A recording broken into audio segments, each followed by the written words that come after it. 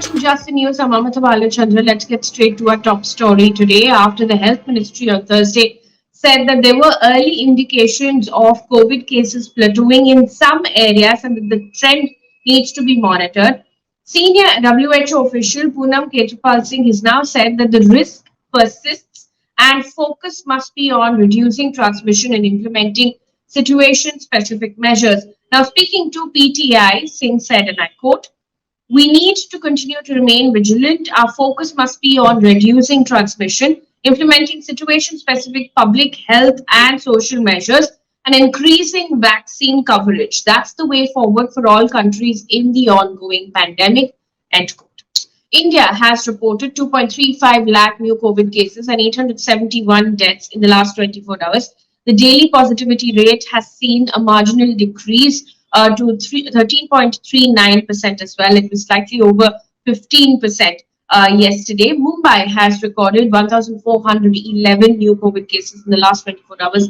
Over the last 1 week, we've seen similar numbers being reported from Mumbai. Delhi has reported 4,483 new COVID cases. The positivity rate is at 7.41%. Karnataka has reported 33,337 new COVID cases.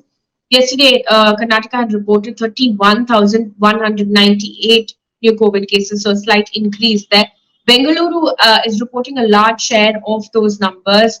16,586 new COVID cases being reported from Bengaluru in the last 24 hours. In the meantime, different states are lifting restrictions. We'll start off with Karnataka. Karnataka has announced that it will now lift its night curfew and other restrictions based on a report of the Technical Advisory Committee. Now, it says that schools will be allowed to take offline classes for standard 1st to 9th in Bengaluru. Revenue Minister R. Ashok made a statement saying that restrictions will be lifted, and they are being lifted because of an increase in recovery rate. He also went on to say that public transport, pubs, restaurants, government offices can now operate at full seating capacity. In the meantime, cinema halls and multiplexes have been allowed to operate at 50% capacity. Marriages can be held with up to 300 people in open venues and 200 people in closed venues. Pune has decided to also reopen schools and colleges from February 1st. Deputy Chief Minister Ajit Pawar has announced that schools and colleges in Maharashtra's Pune will reopen. Mr. Ajit Pawar told reporters, and I quote, "The final decision to send children to school and colleges will be on parents, but the administration will reopen schools," end quote. So there is a slight flexibility there. Colleges and schools for classes 9 and up will be full time, while schools for classes 1 to 8 will be half day, so that lunchtime gets excluded and students won't have to take off their masks to eat. Haryana has also relaxed its COVID curbs. All universities, colleges, and schools for classes 10 to 12 and coaching or training institutes, both government and private, have also been allowed to open from the 1st of February. All cinema halls, theatres, multiplexes are allowed to open with 50% seating capacity while following COVID norms. Meanwhile, in Delhi, hundreds of gym owners on Saturday staged a protest towards Chief Minister Arvind Kejriwal's residence to oppose the DTMA's decision to keeping gyms and fitness centers closed, even as COVID cases are declining in the national capital. Earlier, if you remember, Delhi had also lifted its weekend curfew and also allowed restaurants, bars, and cinema halls to operate with 50% capacity. Moving on to other news coming in from across the country, moving on from COVID right now. According to a report by the New York Times, the Indian government, and this is what the report says, the Indian government bought Israeli spyware Pegasus in 2017 as part of a $2 billion package for weapons, including a missile system.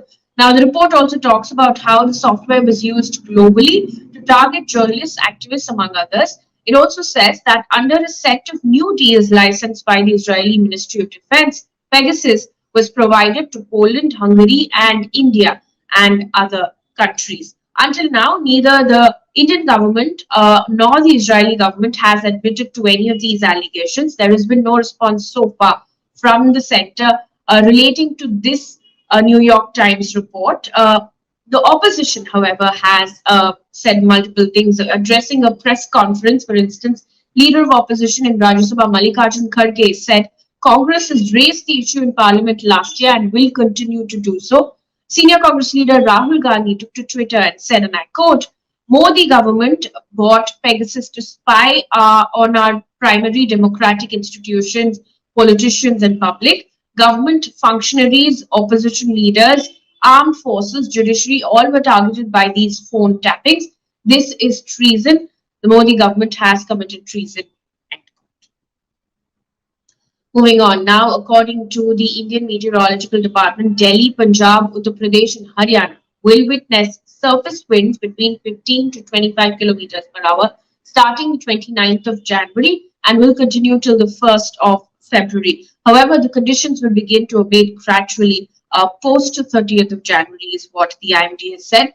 In the meantime, eastern states of West Bengal, Bihar, and Jharkhand will receive rainfall with the possibility of hailstorms between the 2nd of February and the 4th of February.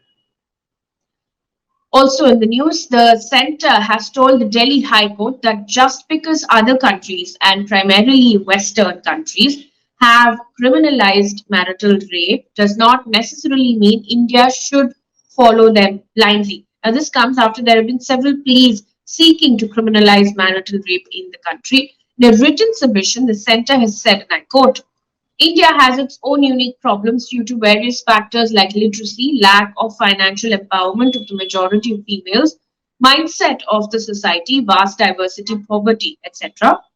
And these should be considered carefully before criminalizing marital rape. End quote. Now, reiterating its earlier stand of 2017, the union government has said that there is a vast diversity in the cultures of Indian states and that it is necessary to lead the state governments in the matter to know their opinion to avoid any complications at a later stage. On to some political news now, most of it coming in from Uttar Pradesh. Samajwadi Party President Akhilesh Yadav has said that forthcoming elections will not throw a surprise result, but claimed that the real surprise will be in Gujarat assembly polls due later this year. He also claimed that the people of Uttar Pradesh have already given their verdict and the Bharatiya Janata Party is nervous. He went on to say, and I quote, the people of Uttar Pradesh have given their verdict. No surprise is going to come here. Farmers, young traders, people of all sections have made up their mind that the government is going to be formed by those in the Samajwadi Party alliance, end quote. Now, elections for the 403 assembly constituencies is in Uttar Pradesh and it will be held in 7 phases starting the 10th of February.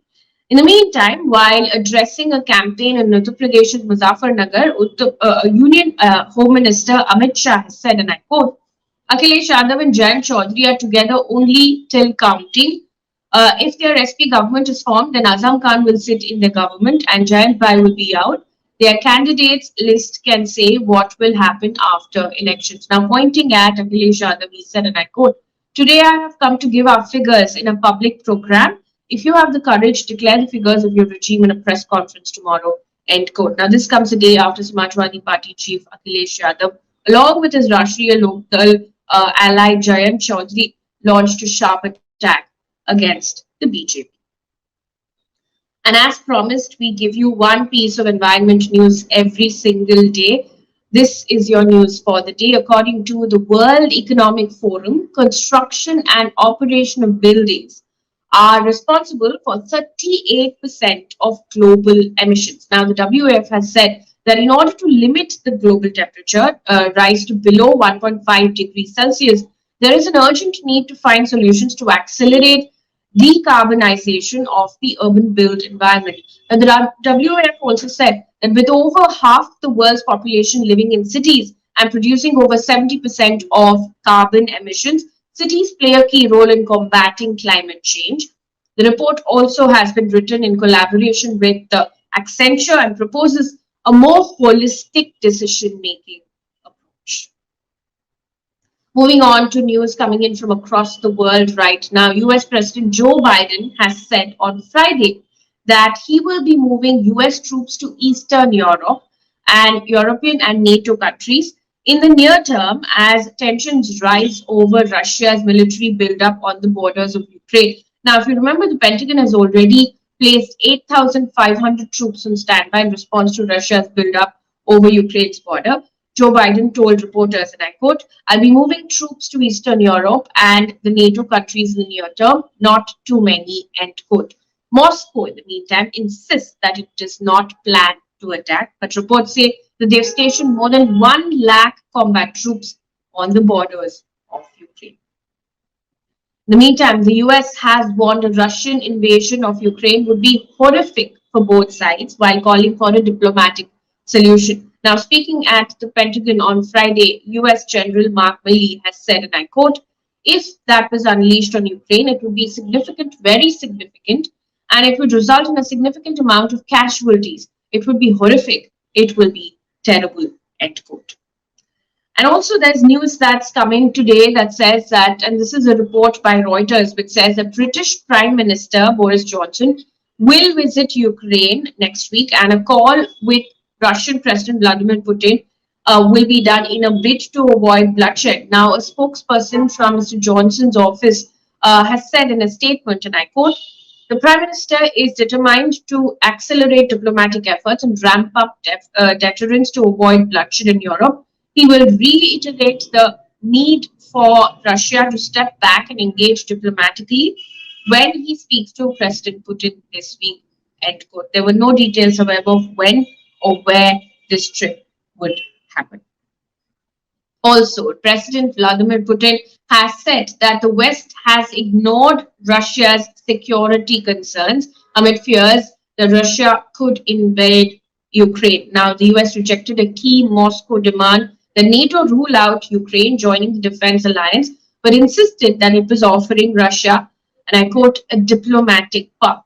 Now, it is Mr. Putin's first comment on the crisis after the US rejected Russia's main demand. He told Mr. Macron that he would study the US counter proposals closely before deciding on any further action. And so far, while all of these developments have been happening, Russia has maintained and denied that it is planning any sort of attack on Ukraine.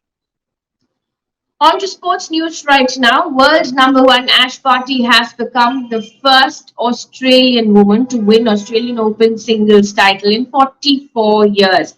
And the 25-year-old defeated first-time Grand Slam finalist Daniel Collins of USA. Barty won with a scoreline of 6-3, 7-6, 7-2 in 1 hour and 27 minutes. Now, we leave you with one piece of good news. Of course, this is the second piece of good news after the sports news. For the first time, NASA's Jet Propulsion Laboratory has a female director. Now, this is according to CNN, which has said that she's a geochemist and space scientist, and her name is Lori Lesson. And she will serve as the director for Jet Propulsion Laboratory, as well as the vice president of the California Institute of Technology. Now, she is the first woman president in the university's 150-year history. That brings us to the end of this bulletin. Thank you so much for watching. Have a happy weekend. Good night.